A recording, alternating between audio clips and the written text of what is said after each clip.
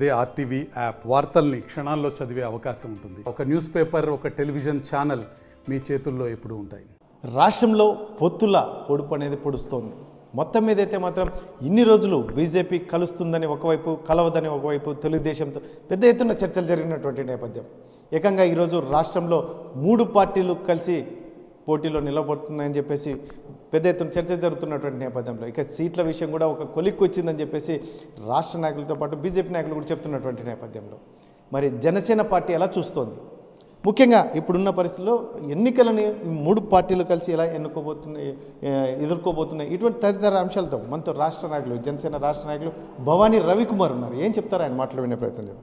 సరే, ఏంటి మొత్తం మీద అయితే మీకు క్లారిటీ వచ్చింది. మీతో పాటు జనసేన, తెలుగుదేశం ఇప్పటికే కలిసి ఉన్నాయి, ఇప్పుడు బీజేపీ మీతో కలిసింది. దీన్ని ఎలా చూస్తారు? చాలా శుభసూచకంగా మేమందరూ భావిస్తున్నామండి. నేటి పరిస్థితుల్లో ఈ వైఎస్ఆర్ రాక్షస పాలనని పోవాలని అంటే ఈ యొక్క కూటమి చాలా అవసరం.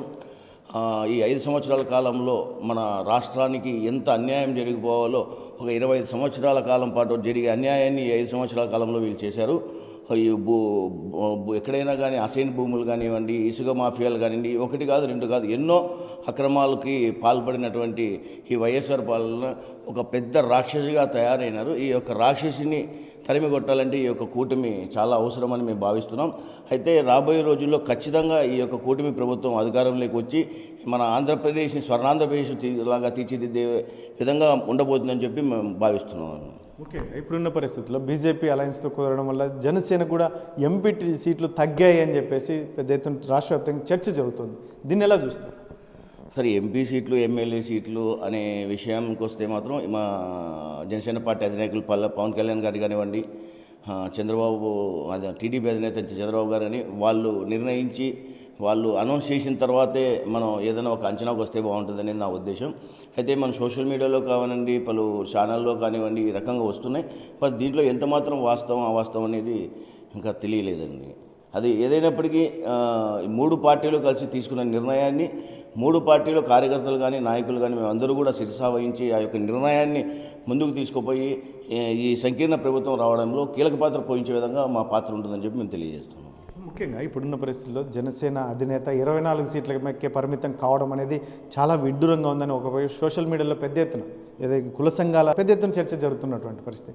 దీన్ని ఎలా చూస్తారు? ఎందుకంటే మీరు మీ అధిష్టానం, మీ నాయకుడు చెప్పినటువంటిది మీరు శిరసావిస్తారా? దీన్ని ఏదైనా మళ్ళీ మీ నాయకులతో, రాష్ట్ర వ్యాప్తంగా మీ నాయకుడితో ఏమైనా చర్చించే అవకాశం ఏమైనా ఉంటుంది?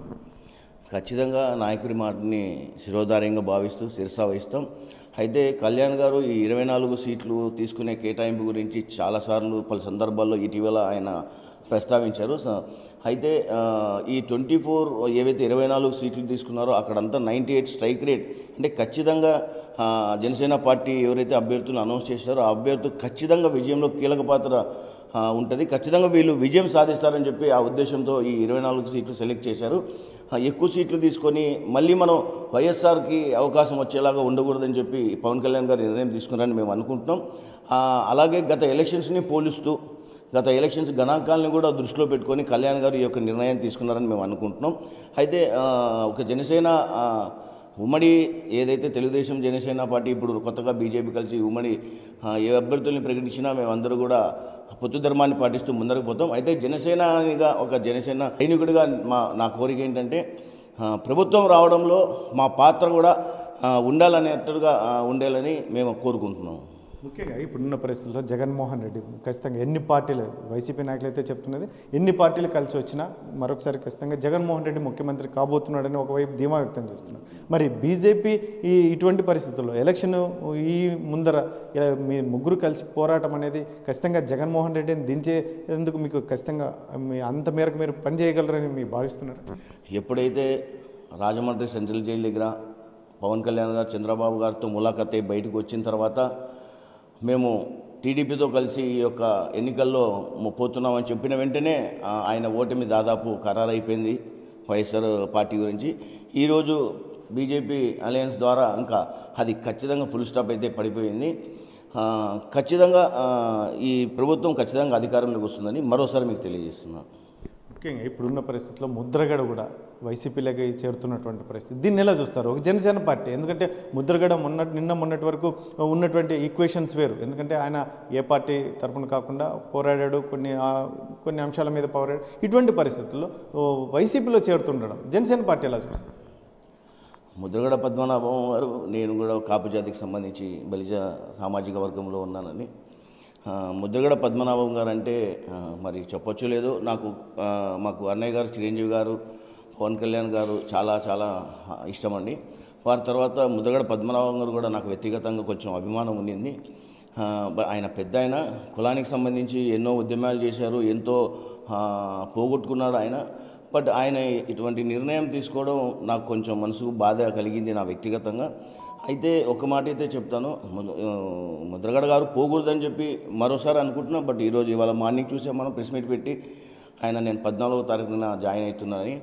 ఏదైనప్పటికీ కాపు జాతి ఓట్లు 1% కూడా పక్కనికి పోవని చెప్పి మేము భావిస్తున్నాం. ఖచ్చితంగా కాపుల్లో కూడా అవేర్నెస్ వచ్చింది.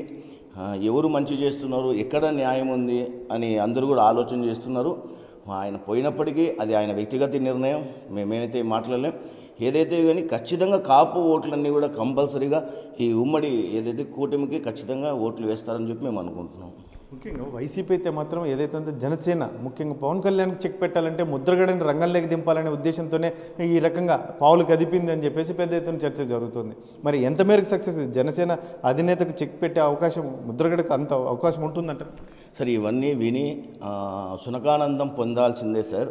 ఖచ్చితంగా ఇవన్నీ జరిగేవి కాదు. పవన్ కళ్యాణ్ గారు ఈరోజు ఒక మహాశక్తిగా తయారైనారు. ఆయన్ని ఆపడం ఎవరు తరం కారు. ఆయన ఎక్కడి నిలబడినా కూడా రాష్ట్రంలో 175 నియోజకవర్గాలు కూడా పవన్ కళ్యాణ్ గారిని కోరుకుంటున్నాయి. ఖచ్చితంగా ఆయన విజయాన్ని, ఆయన పేరు సంపాదించిన ఆయన కాదు ఇంకా ఎవరు నిలబడినా కూడా ఆయన విజయాన్ని మాత్రం ఎవరు ఆపలేరండి. కారణం ఏంటంటే లక్షల కోట్లు సంపాదించే అవకాశం ఉంది. కోట్లు విలాసవంతమైన కార్లు, భవనాల్లో ఉండాల్సిన అంత అనుభవించాల్సిన ఆయన ప్రజల సంక్షేమం కోసం, భావితరాల భవిష్యత్తు కోసం అవన్నీ కూడా వదులుకొని ఆయన వచ్చి ఈరోజు మనం చూస్తున్నాం ఎంతోమంది కౌలు రైతులకి ఆయన కష్టార్జితాన్ని డబ్బు ఇస్తున్నాడు. ఈరోజు పార్టీ పరిస్థితి కూడా ఎన్ని సంవత్సరాల కాలం, గత దశాబ్ద కాలంగా ఆయన సొంతార్జితంతో పార్టీని నడిపిస్తూ ఉన్నాడు. నిజంగా నిస్వార్థంగా పనిచేసే ఈ యొక్క నాయకుడిని స్వాగతించాలని ఆంధ్ర రాష్ట్ర ప్రజలందరూ కూడా వేచి చూస్తున్నారండి. ఎవరు వచ్చినా కూడా ఈ కూటమిని కానీ పవన్ కళ్యాణ్ గారిని ఎవరు ఏమీ ఆపలేరండి ఆయన విజయాన్ని.